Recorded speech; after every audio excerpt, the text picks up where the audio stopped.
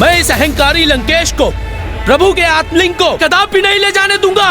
मुझे अपने प्रभु के आत्मलिंग को ले जाने से कोई नहीं रोक सकता वानर। ये क्या कर रहे हैं आप दोनों? इतने उत्तेजित क्यों हो रहे हैं? थोड़ा धैर्य धारण कीजिए। मैं जो कहना चाहता हूँ तनिक उसे सुनने की कृपा कीजिए। मुझे आपकी चिंता ज्ञात है नंदी जी कि पिताश्री के आत्मलिंग को लंका पहुँचाने से लंका में ही शिव धाम स्थापित हो जाएगा, किंतु लंकेश को तो स्वयं प्रभु ने ही अपना आत्मलिंग प्रदान किया है। इसलिए इस प्रकार संघर्ष कर उन्हें छीनकर प्राप्त करना तो महादेव का अपमान होगा ना। शिवनंदन गणेश जी को तो भली भांति ज्ञात है कि यदि प्रभु के आत्मलिंग लंका पहुंच गए तो कितना बड़ा अनर्थ हो जाएगा। और आपको तो ये भली भांति ज्ञात है कि लंकेश ने कितनी घोर तपस्या की है। वरदान स्वरूप उन्होंने प्रभु के आत्मलिंग को उनसे प्राप्त किया है। अब ये आत्मलिंग को लंका ले जाकर स्थापित करें अथवा लंका के मार्ग में ही स्थापित कर दें, ये तो इन्हीं की इच्छा पर निर्भर करता है ना नंदी जी। और अब इनकी इच्छा को पूर्ण करने से इन्हें कोई कैसे रोक सकता है? गौरी पुत्र, आपने सर्वथा उचित कहा। मैं प्रभु के आत्मलिंग को कहाँ स्थित करता हूँ ये मेरी इच्छा पर निर्भर करता है। और लंकेश प्रभु के आत्मलिंग को यहाँ तक लेकर आए तो उसमें इनका दोष नहीं है। दोष तो आप सभी शिवगणों का है, क्योंकि श्रृंगी जी, भृंगी जी, बेताल जी, पिशाच जी एवं देवगण आदि ने इन्हें रोकने का प्रयास तो किया ही नहीं। इसीलिए अब इनसे संघर्ष कर इन्हें रोकने का प्रयास अनुचित होगा नंदी जी। और वैसे भी इनसे युद्ध कर इन्हें कहाँ रोका जा सकता है? और आप सभी यदि इन्हें रोकना ही चाहते हैं तो अपनी बुद्धि का प्रयोग कर किसी युक्ति से इन्हें रोकने का प्रयास करना चाहिए था ना। हाँ, अब जब उस समय सभी शिवगण कोई युक्ति सोच नहीं सके तो इसमें भला लंकेश का कहाँ, शिवगणों का ही दोष है ना। चतुर गणेशा। गौरी पुत्र जो कह रहे हैं उसे ध्यान से सुनिए और उनका सुझाव स्वीकार कीजिए, उसी में आपकी भलाई है। और यदि आप सभी लंकेश को रोकना ही चाहते हैं तो आप सभी एक साथ आकर अपनी बुद्धि से किसी युक्ति का निर्माण कर इन्हें रोक कर दिखाइए। किंतु वैसे मेरे विचार से अब लंकेश को रोकना किसी के लिए भी संभव नहीं। आपकी चतुराई तो अद्भुत है गणेश जी। लंकेश को तनिक आभास भी नहीं हुआ और आपने उनके ही समक्ष उन्हें रोकने का उपाय सुझा दिया। मैं अब यथाशीघ्र यहाँ से लौटूंगा और जैसा आपने कहा वैसा ही करूंगा। अभी भी यहाँ स्थित रहकर क्या विचार कर रहे हैं नंदी जी आप? गौरी पुत्र का सुझाव समझ नहीं आया क्या? लंकेश, आपसे महादेव के आत्मलिंग को छीनकर प्राप्त करने का प्रयास करना तो स्वयं महादेव का अपमान करना होगा ना। इसलिए मैं स्वयं आपके मार्ग से हट रहा हूँ। आइए आइए, जाइए आप जाइए।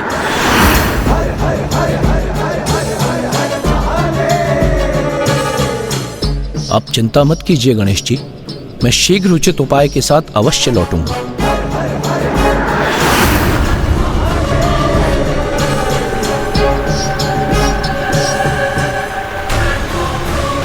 भीरू बनकर कहाँ छुपे बैठे हैं आप सभी?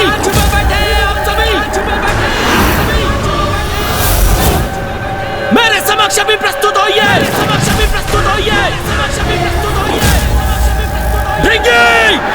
भृंगी पुकारा मुझे।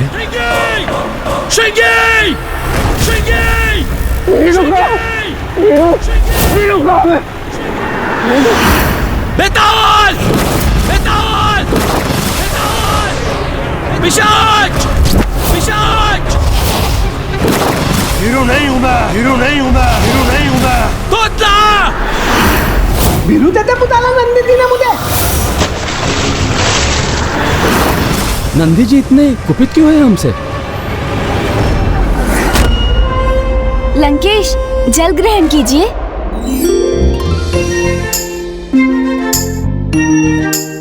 लंकेश, ये ज्ञात होने के उपरांत भी कि नंदी जी स्वयं प्रभु महादेव के अवतार हैं, आप उन्हें ईश्वर के रूप में स्वीकार क्यों नहीं करते?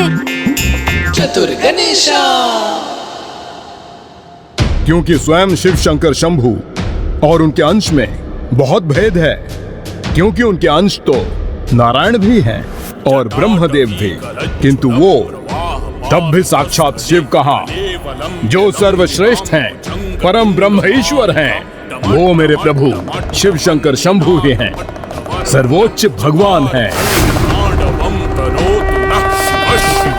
ये कैसी विडंबना है कि एक महान प्रभु भक्त भी अपनी अज्ञानतावश अपने ही ईश्वर को सर्वोच्च मानने की भूल कर बैठते हैं। वो ये भूल जाते हैं कि परम ब्रह्म ईश्वर एक ही है। वो भिन्न रूपों में प्रकट अवश्य होते हैं, इसलिए भक्त उन्हें अनेकों रूपों में पूजते हैं, किंतु अपने आराध्य को सर्वोच्च प्रमाणित करने के अनुचित प्रयास में वो संपूर्ण समाज में शांति के स्थान पर अशांति का विस्तार कर देते हैं। क्या हुआ गौरी पुत्र, किस विचार में डूब गए आप? मैं आपको स्पष्ट कर दूं, कुछ ऐसे मनुष्य भी हैं जो स्वयं को परमेश्वर घोषित कर देते हैं। कलयुग में तो ऐसे मनुष्य प्रत्येक प्रांत में प्रकट होंगे, किंतु ऐसे मनुष्यों को यह ज्ञात नहीं होता कि स्वयं को परम ईश्वर मानने का भ्रम रखने का कितना बड़ा दुष्परिणाम भुगतना पड़ सकता है उन्हें। और उसके प्रत्यक्ष प्रमाण हैं पितामह ब्रह्मदेव, जिनसे एक बार ऐसी ही भूल हुई थी। स्वयं को परम ब्रह्म घोषित कर स्वयं को सर्वश्रेष्ठ मान लिया था उन्होंने, और अपने इस अहंकार का बहुत बड़ा दंड प्राप्त हुआ था उन्हें, जिसका परिणाम तो हमारे समक्ष है।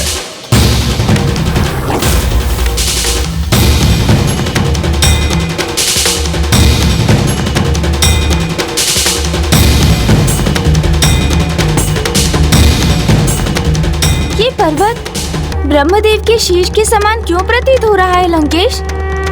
क्योंकि वास्तव में ये ब्रह्मदेव का 5वां शीश होता था, जिसे उनसे विलग कर यहां फेंका गया था, और इसलिए यह स्थान ब्रह्म कपाल के नाम से विख्यात है। यही है प्रभु के अगले अवतार भैरव अवतार की कथा। ये घटनाक्रम तो तभी आरंभ हो गया था गौरीपुत्र, जब नारायण और ब्रह्मदेव प्रभु शिव शंकर शंभू से उत्पन्न हुए थे।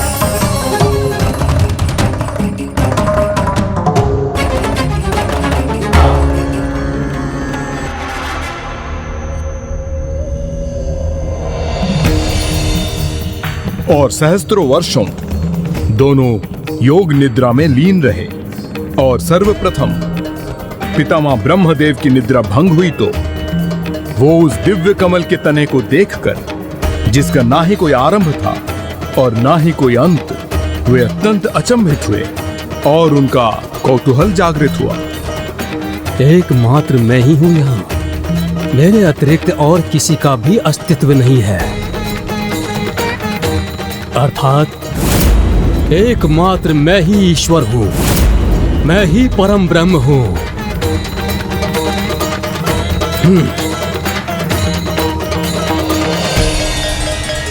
ये कमल पुष्प का तना कहाँ जा रहा है?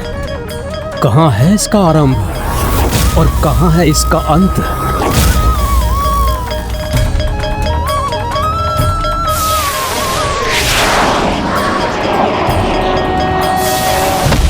शांताकारं भुजगशयनं पद्मनाभं सुरेशं विश्वाकारं गगनसदृशं मेघवर्णं शुभांगं।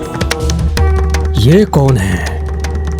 शेष नाग की शैया पर योग निद्रा में लीन दिव्य पुरुष कौन है आप?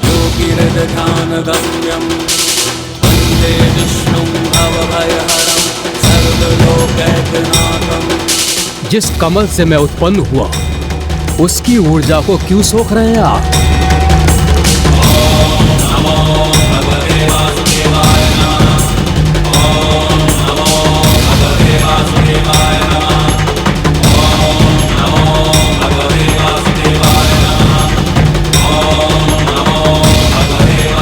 मैं आपके कमल की ऊर्जा नहीं सोख रहा, अभी तो आपके इस कमल की उत्पत्ति मेरी नाभि से हुई है। अर्थात इस कमल का और इस कमल से उत्पन्न हुए आपका जन्मदाता मैं हूँ। प्रतीत होता है आप स्वयं को मुझसे अधिक श्रेष्ठ प्रमाणित करने का प्रयास कर रहे हैं, किंतु आप भूल रहे हैं कि मैं ही परम ब्रह्म हूँ। मैंने ही आपको सर्वप्रथम जागृत किया था और यह स्पष्ट है कि सृष्टि के समक्ष मेरा ही अस्तित्व सबसे पहले उजागर हुआ है। इसलिए हम दोनों में मैं ही श्रेष्ठ हूँ, आप नहीं। मेरा तो यही विश्वास है, जो आधार प्रदान करता है वही श्रेष्ठ होता है, और आपका आधार तो मैं हूँ, तो मैं श्रेष्ठ हुआ ना? आपका स्थान तो यहाँ नीचे है और मेरा स्थान वहाँ ऊपर अनंत ब्रह्मांड में, और उच्च स्थान उसी को प्राप्त होता है जो सर्वोच्च होता है। इसलिए सत्य तो यही है कि मैं आपसे अधिक श्रेष्ठ हूँ, कि मैं आपसे अधिक श्रेष्ठ, मैं आपसे अधिक श्रेष्ठ, मैं आपसे अधिक श्रेष्ठ हूँ।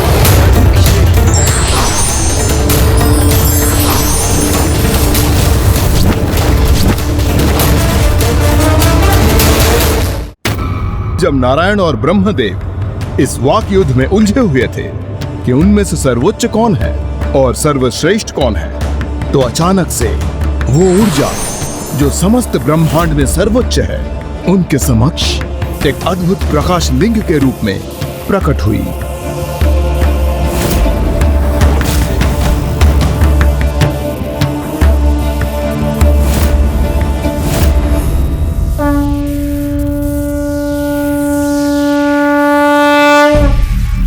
ये प्रकाश स्तंभ तो अनंत है। अब हम दोनों के अतिरिक्त ये क्या है? कैसा प्रकाश है ये? कहां से उत्पन्न हो? और उन दोनों को तो अनुमान भी नहीं था कि वह प्रकाश स्तंभ और कुछ नहीं, मेरे प्रभु शिव शंकर शंभू का प्रकाश लिंग था, जो सर्वोच्च है, श्रेष्ठतम है, जिनका ना कोई आदि है ना अंत। इसलिए उन दोनों को उस प्रकाश लिंग का आदि अंत दिखाई ही नहीं दे रहा था। और आप मेरे प्रभु की तुलना उस नंदी से कर रहे थे, उन्हें शिव स्वरूप पुकार रहे थे आप गौरी पुत्र। आशा करता हूँ नंदी जी मेरी बातों को समझ गए होंगे और अब तक उन्होंने लंकेश को रोकने की योजना बनानी आरंभ कर दी होगी। बीनू तो बोला आपने हमें, बीनू क्यों पुकारा आपने नंदी जी हमें? आपने मैं भीरू पुकारा नंदी जी? हमें भीरू बोला नंदी जी? क्यों भीरू बोला? भीरू ही तो है आप सभी, भीरू ही तो है आप सभी। जो आपने लंकापति रावण को यहाँ से प्रभु के आत्मलिंग को लेकर उसे प्रस्थान करने दिया। उसे रोकने का प्रयास तक नहीं किया, उसे रोकने की चेष्टा तक नहीं की। और आज के दिवस के पूर्व ही लंकापति लंकेश लंका में प्रभु के आत्मलिंग को स्थापित करेगा और तब लंका में ही स्थापित होगा शिवधाम। और लंकेश रावण हमसे हमारे प्रभु को दूर करने की योजना में सफल हो जाएंगे।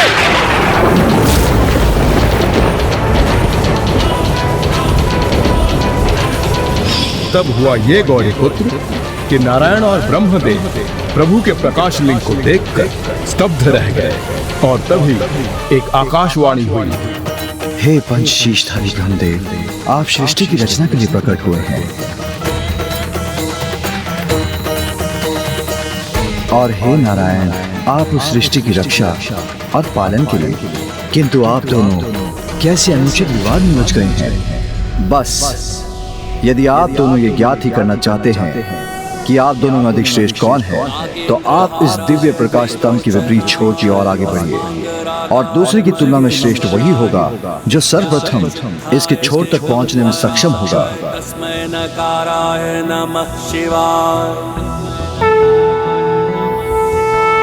मंदाकिनी सलिल चंदन चर्चिताय नंदीश्वर प्रमथनाथ महेश्वराय। मंदार पुष्प बहु पुष्प सुपूजिताय तस्मै मकाराय नमः शिवाय।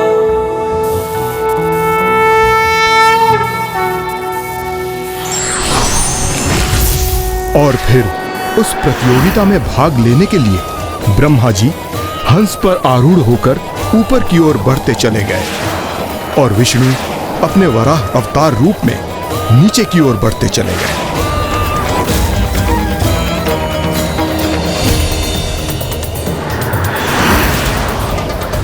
इस प्रकाश स्तंभ का ऊपरी छोर अभी तक मुझे दिखाई नहीं दे रहा है। मुझे अपनी गति बढ़ानी होगी, क्योंकि इस स्पर्धा में यदि नारायण विजयी हो गए, ये मैं कदापि स्वीकार नहीं करूंगा। प्रतीत होता है इस दिव्य प्रकाश स्तंभ का छोर अभी बहुत दूर है। मुझे अपनी गति और तीव्र करनी होगी।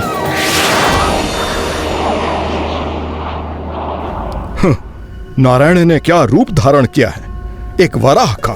लंकेश, आप जिन वराह रूप का उपहास कर रहे हैं ना, मामा जी श्री हरि नारायण ने उसी रूप को धारण कर एक बार पृथ्वी की रक्षा की थी। जब हिरण्याक्ष के कारण संपूर्ण पृथ्वी संकट में आ गई थी, तब वराह रूप में मामा जी श्री हरि नारायण ने ही पृथ्वी को आधार दिया था। और उनका ये रूप तो सदा वंदनीय है। और इस रूप की वंदना करने वाले का प्रत्येक कष्ट सदा के लिए दूर हो जाता है। किंतु उस समय तो उनका स्वयं का कष्ट बढ़ता जा रहा था, क्योंकि प्रकाश स्तंभ के निचले छोर को ढूंढने के प्रयास में वो स्वयं उस प्रकाश से विचलित होते जा रहे थे। नारायण को तो यह भी ज्ञात नहीं था कि यदि वो गरुड़ का रूप भी धारण कर लेते, तो भी वो उस महाप्रकाश लिंग के छोर को ढूंढने में असमर्थ रहते। कदाचित फूफा जी ब्रह्मदेव के लिए भी यही सत्य होगा।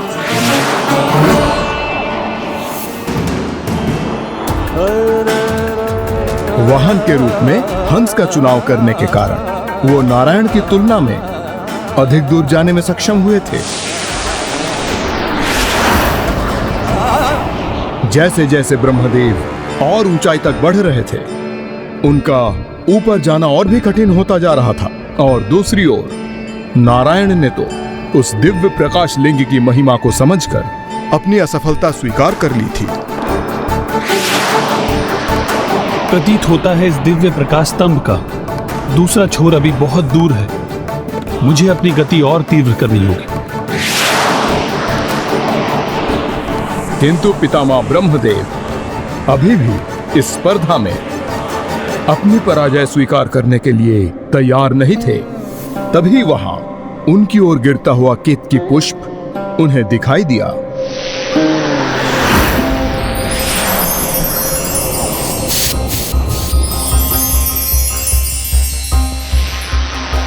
प्रतीत होता है कि इस प्रकाश स्तंभ का कोई अंतिम छोर नहीं है, किंतु यदि ये पुष्प भी साक्ष्य प्रस्तुत करे कि मैं ऊंचाई वाले छोर तक पहुंच चुका हूं, तो इस स्पर्धा में मेरी विजय प्रमाणित होगी।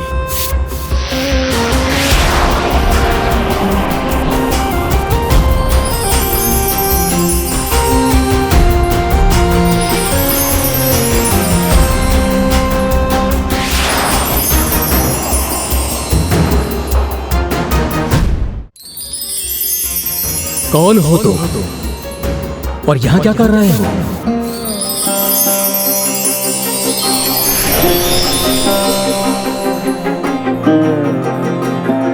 मैं केतकी पुष्प हूँ। जैसे ही मेरी उत्पत्ति हुई, इस प्रकाश स्तंभ से आकर्षित होकर मैं यहाँ उपस्थित हुई, क्योंकि मुझे आभास हुआ अपने रचयिता से मेरी भेंट यही होगी। मैं ब्रह्मदेव हूँ और मैं ही भविष्य में संपूर्ण सृष्टि की रचना करूंगा।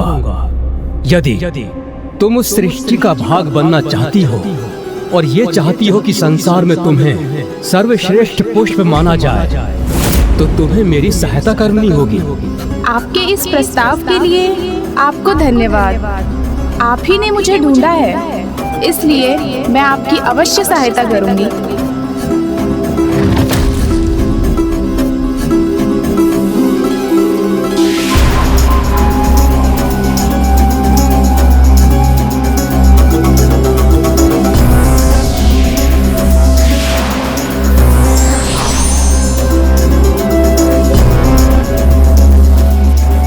आप दोनों में से कोई इस महालिंग की छोर तक पहुंच सके?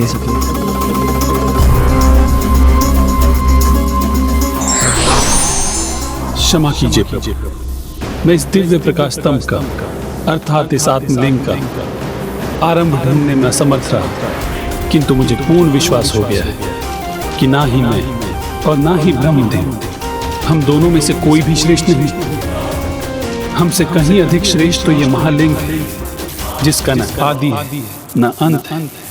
और किंतु इस प्रकाश स्तंभ के ऊपर का एक छोर मैं ढूंढने में सफल हो गया हूँ, इसलिए मैं ही सर्वश्रेष्ठ हूँ और सर्वोत्तम भी हूँ।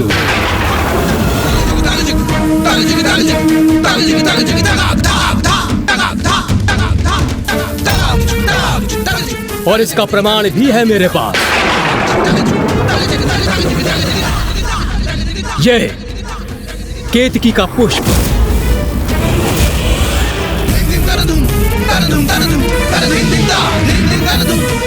इस पुष्प को मैंने प्रकाश स्तंभ के ऊपरी शिखर पर पाया।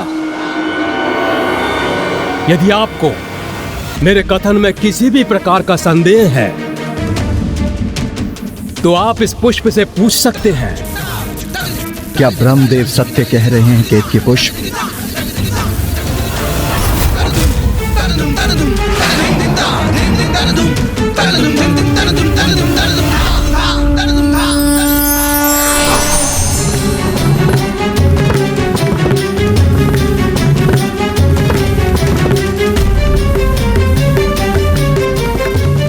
हाँ, ये सत्य है। ब्रह्मदेव ने मुझे महालिंग के ऊपरी शिखर पे ही पाया था।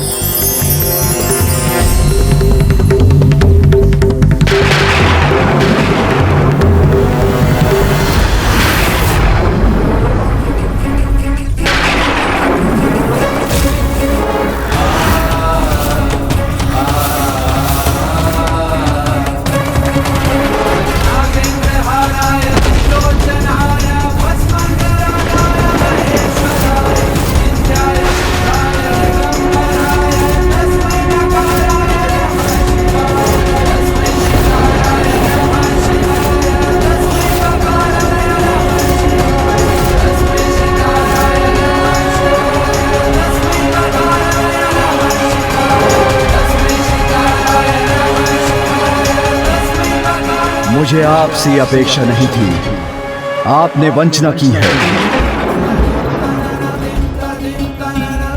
असत्य के आधार पर विजय प्राप्त करने का प्रयास किया है। इसलिए मैं शिव आपको शाप देता हूं कि आपके ही द्वारा रचित सृष्टि में आपकी ही पूजा नहीं होगी।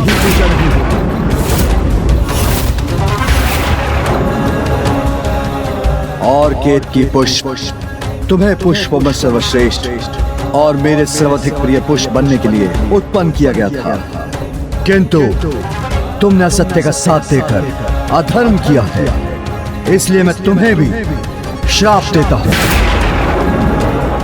कि तुम्हें किसी पूजा में कोई मान्यता प्राप्त नहीं होगी। तुम्हें मंदिरों एवं पूजा स्थल से सदैव बाहर रखा जाएगा और मात्र वहां की सच्चा के लिए ही तुम्हारा उपयोग होगा। नहीं प्रभु, क्षमा। मेरा जन्म इस सृष्टि के सृजन के लिए हुआ है, अर्थात मैं ही परम ब्रह्म हूँ। आप होते कौन है मुझे? होते कौन है श्राप देने वाले? श्राप देने वाले।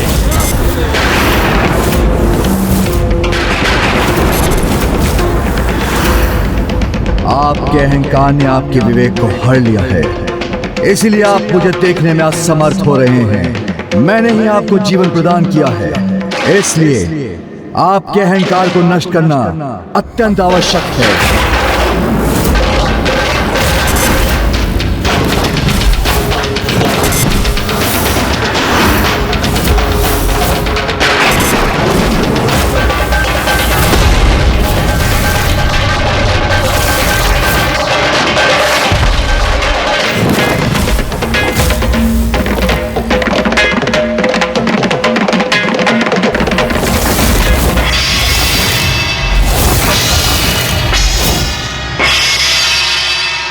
परम ब्रह्म नहीं है आप, किंतु आपके अंदर का अहंकार आपको परम ब्रह्म होने का भ्रम उत्पन्न कर रहा है। ऐसे अहंकार से परिपूर्ण एवं असत्य वचन बोलने वाले आपके पंचम शीश को दंड भुगतना ही होगा।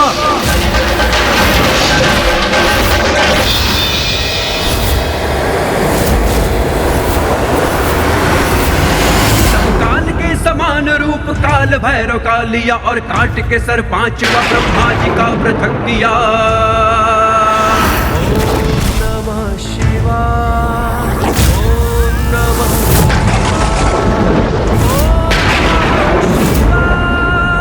ओम नमः शिवाय, ओम नमः शिवाय, ओम नमः शिवाय।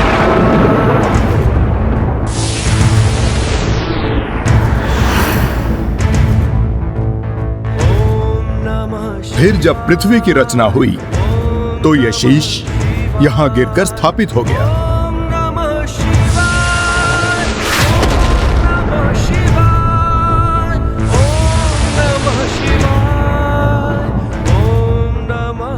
किंतु लंकेश, जहाँ तक मैं समझ सका हूँ, महादेव की महानता मात्र इतनी ही नहीं थी कि उन्होंने भैरव अवतार लेकर ब्रह्मदेव को उनके अहंकार से मुक्त किया, अपितु उनकी महानता तो इसमें भी थी ना कि ये ज्ञात होते हुए भी कि उन्होंने ऐसा किया कि ब्रह्मदेव का शीश उनके शरीर से विलग करने के लिए उन पर ब्रह्म हत्या का दोष लगेगा।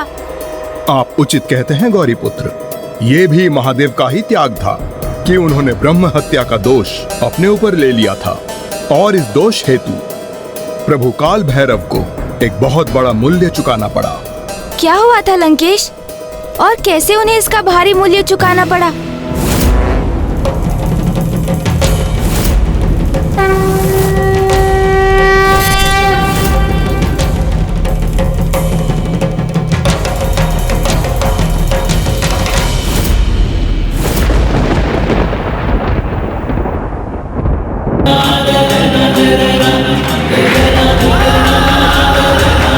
मेरी भस्म को अपनी देह पे मलकर शिव विहीन कैलाश में भ्रमण करते रहिएगा।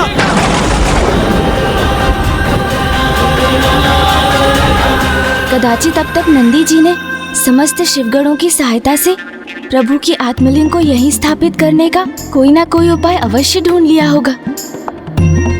क्या बात है गौरीपुत्र, मेरे द्वारा नंदी जी का नाम लेते ही आप गहन विचार में डूब जाते हैं। कहीं आप दोनों ने कोई योजना तो नहीं रची है? योजना? कैसी योजना लंकेश?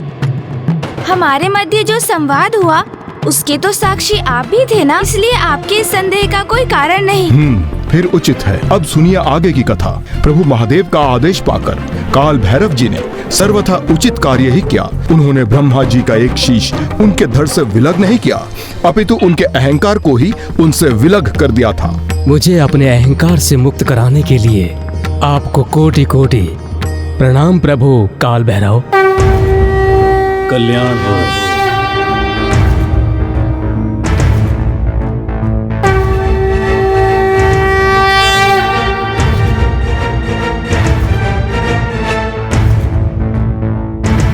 मैं अपने कर्तव्य का निर्वाह तो कर चुका हूँ महादेव, किंतु ऐसा करने से जो मुझ पर ब्रह्म हत्या का दोष चढ़ा है, क्या इसका कोई निवारण है आपके पास?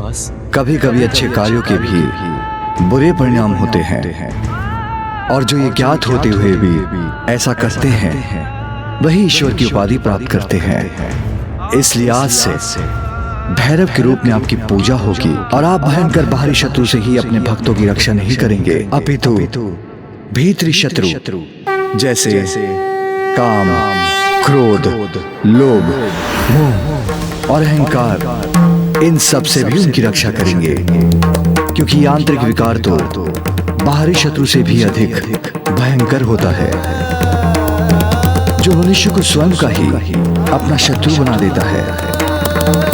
आप काशी एवं भविष्य में स्थापित होने वाले समस्त शक्तिपीठों के द्वारपाल एवं संरक्षक भी होंगे, किंतु आपको इस दोष का भार भी सदा वहन करना होगा। इसलिए आप सदा कंकाल कपाल में ही अपना आहार प्राप्त करेंगे, और मदिरा आदि का सेवन करते हुए आपको एक अघोरी के समान अपना जीवन व्यतीत करना होगा।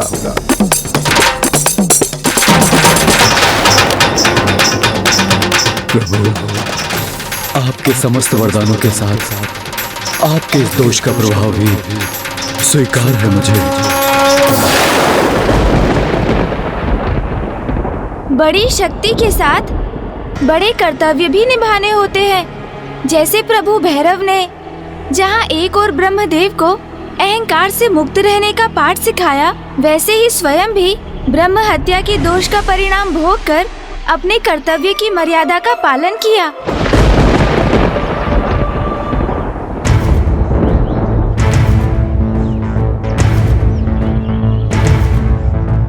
माया के वश में जब घमंड ब्रह्मा जी पे छाया था, स्वयं को श्रेष्ठ मान क्रोध शिव जी को दिलाया था।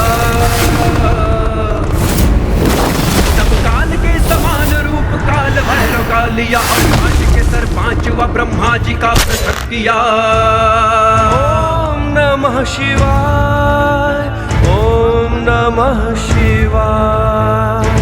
पर दोषी हुए ब्रह्म हत्या के लिए सर काट के फिर पहुंच काशी, मुक्त हुए ब्रह्म हत्या पाप से। भक्तों के लिए बन गए काशी के कोतवाल भी, मिलती है शक्तियां अपार कर्तव्यों के साथ ही। शिवाय, ओम नमः शिवाय, ओम नमः शिवाय, ओम नमः शिवाय, नमः शिवाय, ओम नमः शिवाय।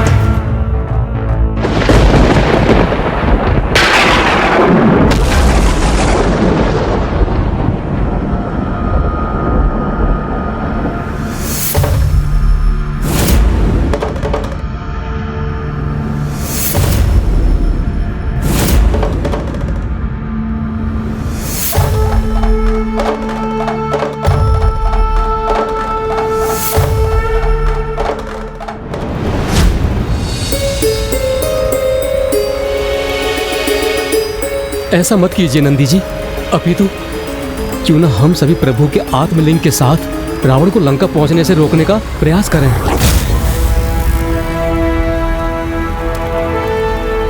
नंदी जी, मैं भी आपसे तात हूँ, और उत्ते दो भी आने वाली होता हम तलेंगे।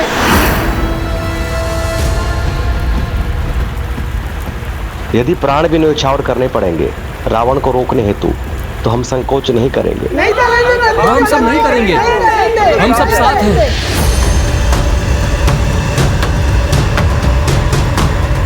तब तो हमें तनिक भी विलंब किए बिना एक ऐसी योजना का निर्माण करना चाहिए जिससे लंकेश के लंका पहुंचने से पूर्व ही प्रभु का आत्मलिंग स्थापित हो जाए और महादेव सदैव कैलाश में रहें।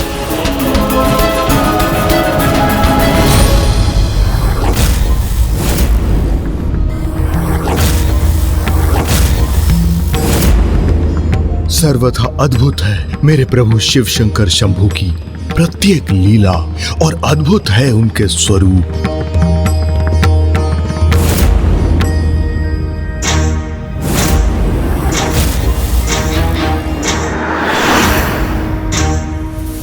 प्रतीत होता है कि प्रभु काल भैरव दशानन का आशय समझ गए हैं,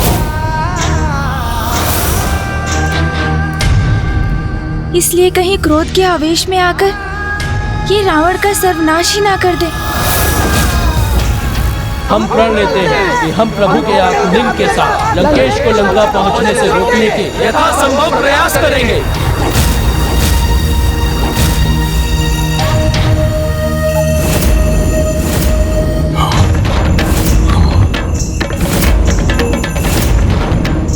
ये प्रभु काल भैरव जी क्या करने वाले हैं?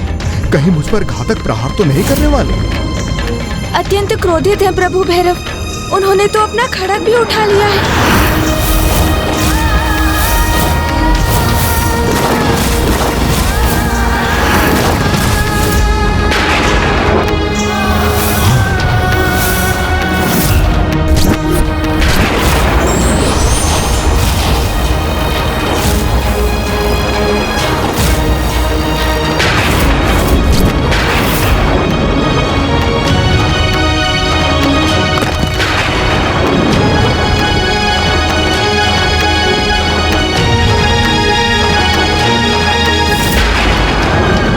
मुझे ही शीघ्र कोई उपाय कर प्रभु भैरव के क्रोध को शांत करना होगा।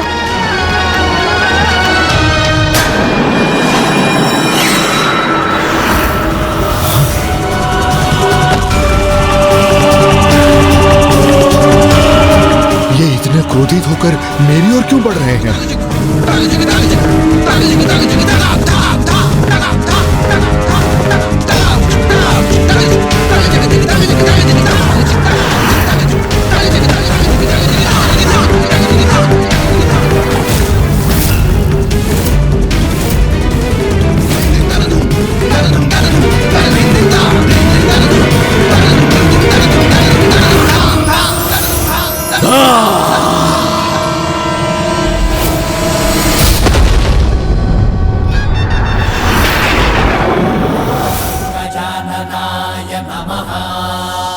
अब मेरे प्रभाव से समस्त संसार की गति धीमी हो जाएगी और इस अवधि में मैं प्रभु भैरव का क्रोध शांत करूंगा।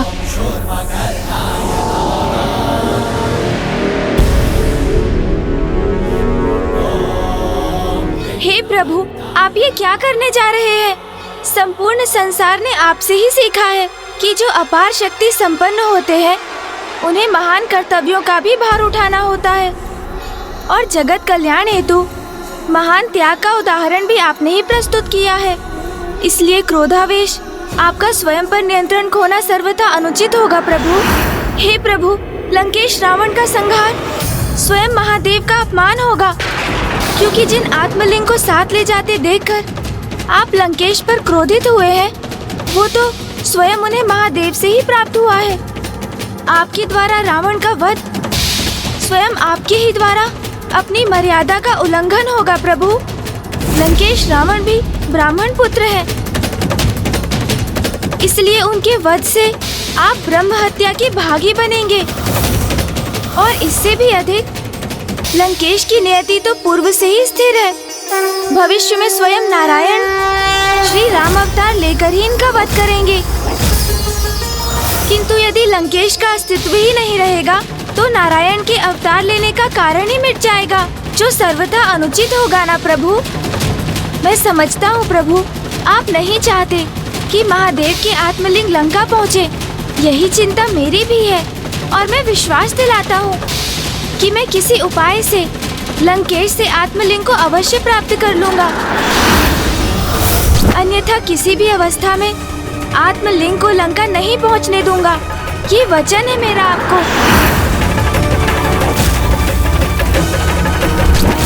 क्या आपको गौरी पुत्र शिवनंदन गणेश के वचन पर तनिक भी विश्वास नहीं प्रभु?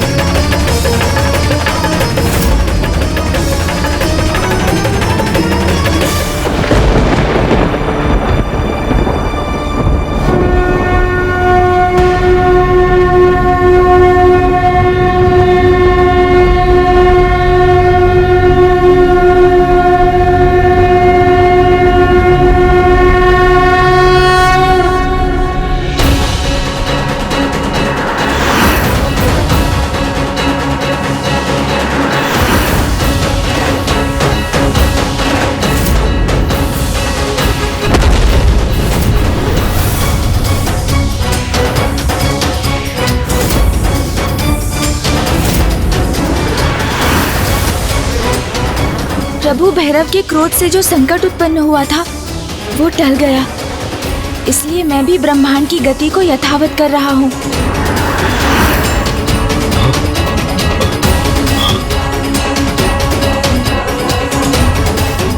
प्रभु भैरव, अब वो कहाँ है गौरीपुत्र?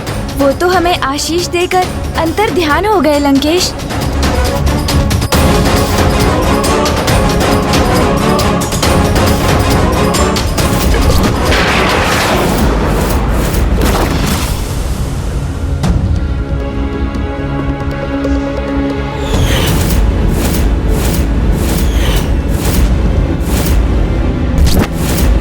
तो जो मुझे स्मरण हो रहे हैं, क्या वो वास्तव में हुआ था गौरीपुत्र? मुझे बताइए गौरीपुत्र, उनके अंतर ध्यान होने के पूर्व क्या हुआ था यहाँ पर? मेरी ग्रीवा पर ये रक्त क्यों है? क्या प्रभु भैरव ने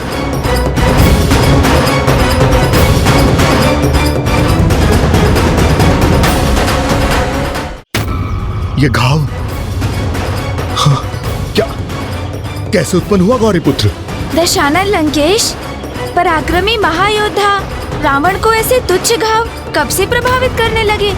उस पर ध्यान मत दीजिए आप और चिंता मुक्त होकर स्मरण कीजिए जो स्वयं प्रभु भैरव ने हमें दर्शन प्रदान किए थे।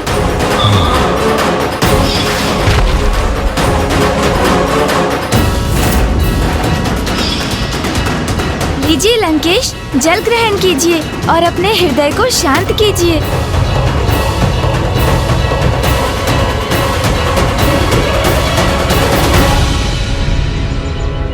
लंकेश, इस घटना को लेकर कोई विचार न करे वही उचित होगा, किंतु अभी भी मुझे विचार करने की आवश्यकता है जिससे मुझे कोई उचित युक्ति सूझ जाए और मैं पिताश्री के आत्मलिंग को लंका पहुंचने से रोक सकूं। और अब तो मैं प्रभु भैरव को इसका वचन भी दे चुका हूं।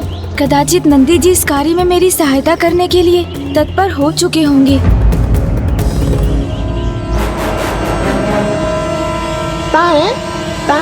अरे तो क्या?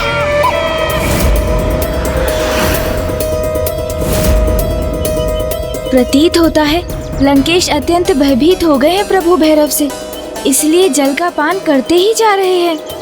कदाचित इसी कारण मेरी इन्हें जल का पान कराने की युक्ति सफल हो जाए।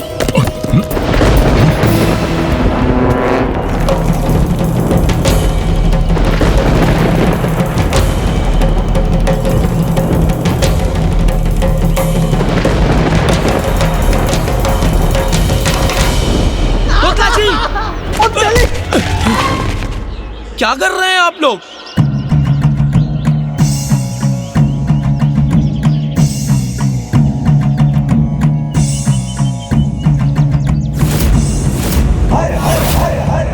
गणेश जी ने परोक्ष रूप से मुझे संकेत दिए थे। प्रथम संकेत, आप इन्हें रोकना ही चाहते थे तो आप सभी को अपनी बुद्धि का प्रयोग कर किसी युक्ति से इन्हें रोकने का प्रयास करना चाहिए था ना। और द्वितीय संकेत था।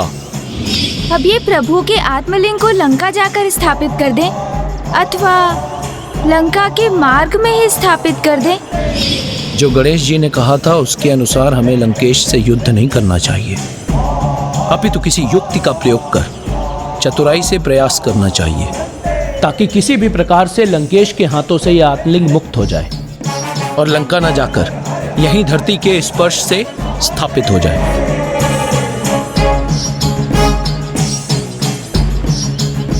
हम तभी आपसे जल्दी की सत्यता कर लेंगे दीदी। जाइए, आप सभी अपने अपने स्थान ग्रहण कीजिए। जाइए।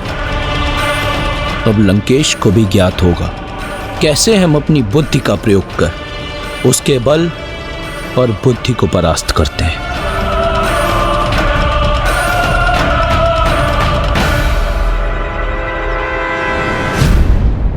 क्या हुआ लंकेश? कोई अन्य भी अवश्य है यहाँ पे।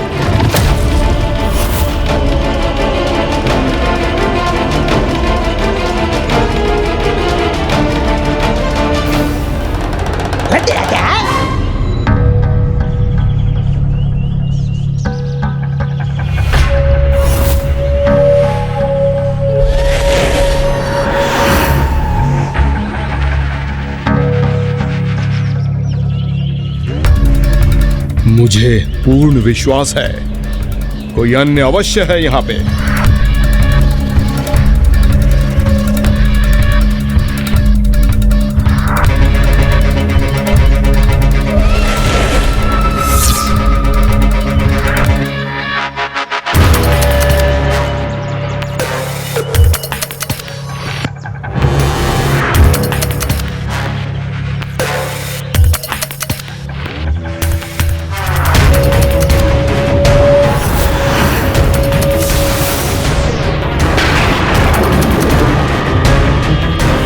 कुछ दिखाई तो नहीं देता, किंतु मुझे आभास अवश्य हो रहा है कुछ तो है जो मेरे नेत्रों से छिपा है यहाँ।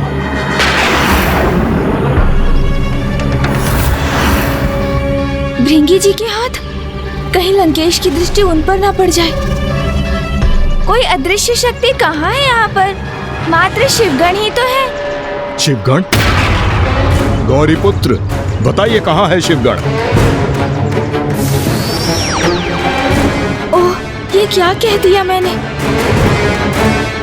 इतने बड़े महाज्ञानी से ऐसे प्रश्न की अपेक्षा नहीं थी मुझे, क्योंकि शिवगण तो सर्वत्र है। ये वृक्ष, ये पौधे, झाड़ियाँ, ये शिलाएं, पक्षी, आप और मैं, हम सभी शिवगण ही तो है यहाँ। लंकेश, प्रतीत होता है आप प्रभु भैरव के दर्शन के उपरांत बहुत अधिक भयभीत हो गए हैं। नहीं, ऐसा कुछ नहीं है गौरीपुत्र। प्रभु भैरव महादेव के सबसे उग्र अवतार हैं, इसलिए आप उनसे भयभीत हो गए ना? तो आप उसे स्वीकार करने में संकोच मत कीजिए लंकेश।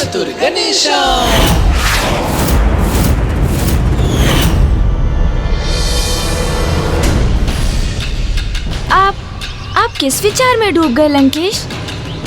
प्रभु शिव शंकर शंभू के एक और उग्र अवतार का स्मरण हो आया था गौरीपुत्र। अच्छा, तो कौन है वो और क्या कथा थी उनकी?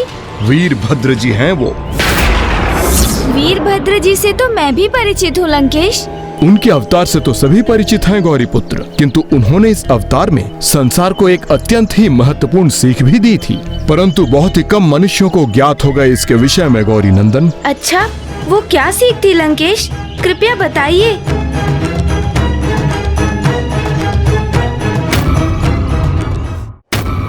तोतला, मैं तो ऊपर हूँ।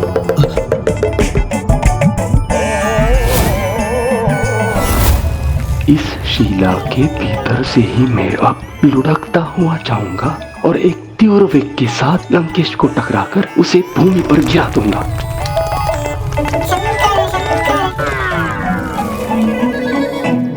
वीरभद्र जी संसार को ये सीख देने के लिए प्रकट हुए थे, जो ज्ञान और शक्ति से संपन्न होते हैं उन्हें कभी अन्याय का साथ नहीं देना चाहिए, और जो स्वयं ना पाप करते हुए भी पाप और अधर्म को शांति से सहते हैं, वो भी दंड के भागी बनते हैं।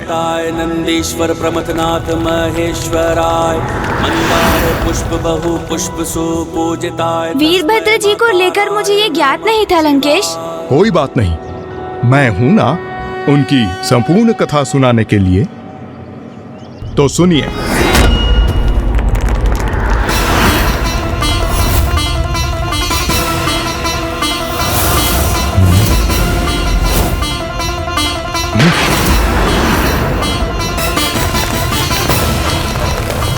लंकेश, आप मुझे कथा सुनाइए ना।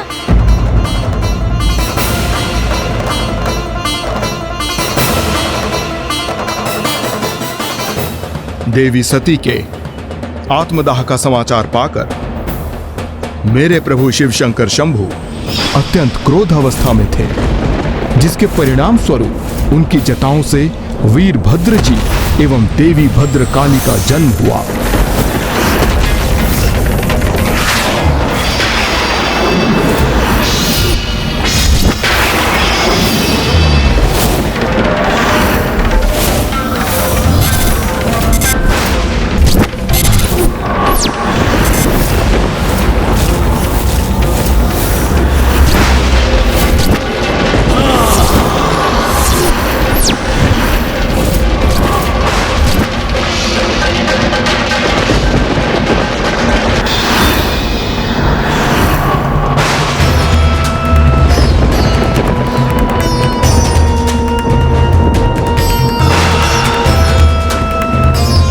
देवी भद्रकाली,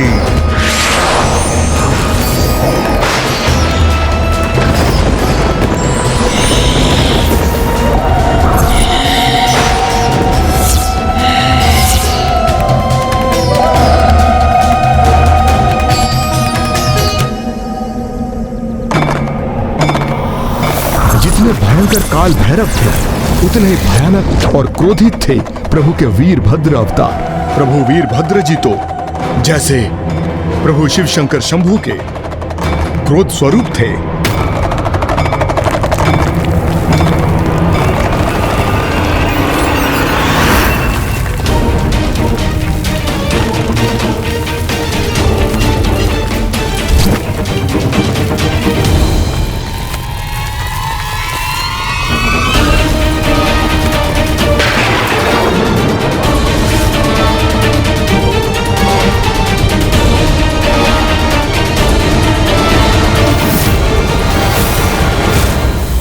ये शिला यहां क्यों है?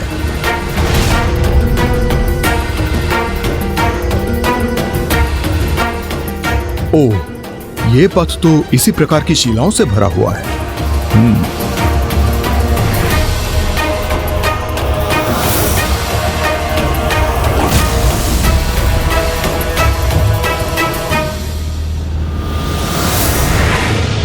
बेताल जी यहाँ पहुँच तो गए हैं, किंतु योजना क्या है उनकी? अब इस चढ़ाई पर भला वो कैसे लुढ़क पाएंगे?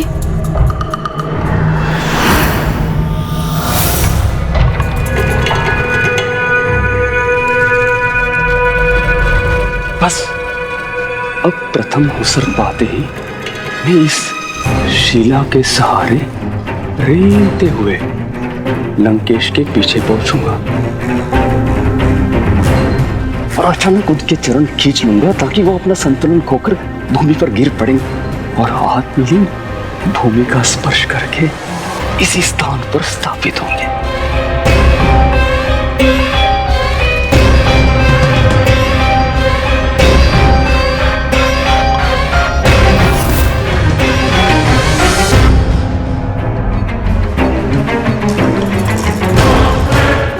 भले ही कठिनाइयों के भय से आप कितने भी मार्ग बदल ले लंकेश, किंतु चुनौतियां तो प्रत्येक मार्ग में आपको मिलनी ही है।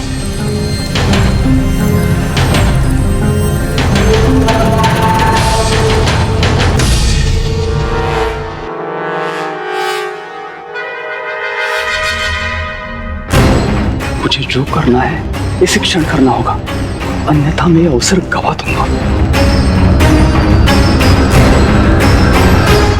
लंकेश, वीरभद्र जी कैसे उत्पन्न हुए थे वो मुझे ज्ञात है, और उनके उत्पन्न होते ही प्रभु महादेव ने उन्हें और माता भद्रकाली को दक्ष प्रजापति को दंडित करने के लिए भेज दिया था। हाँ गौरी पुत्र, वीरभद्र जी और देवी भद्रकाली को देखकर दक्ष प्रजापति भयभीत हो गए थे और वीरभद्र जी ने प्रजापति दक्ष को उनके कृत्य के लिए भयंकर एवं कठोर दंड दिया।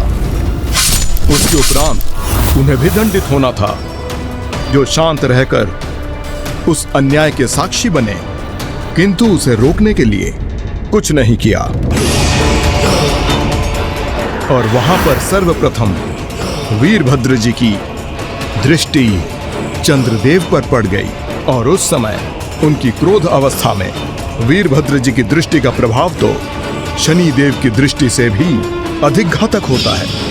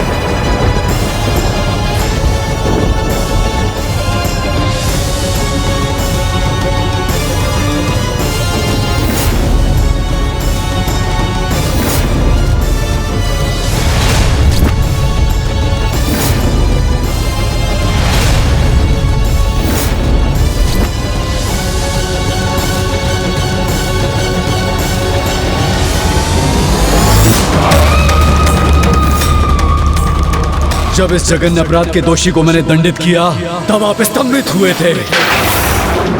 जब यह पाप घटित हो रहा था तब शांत बैठे थे आप। दक्ष प्रजापति को रोकने का एक प्रयास तक नहीं किया आपने।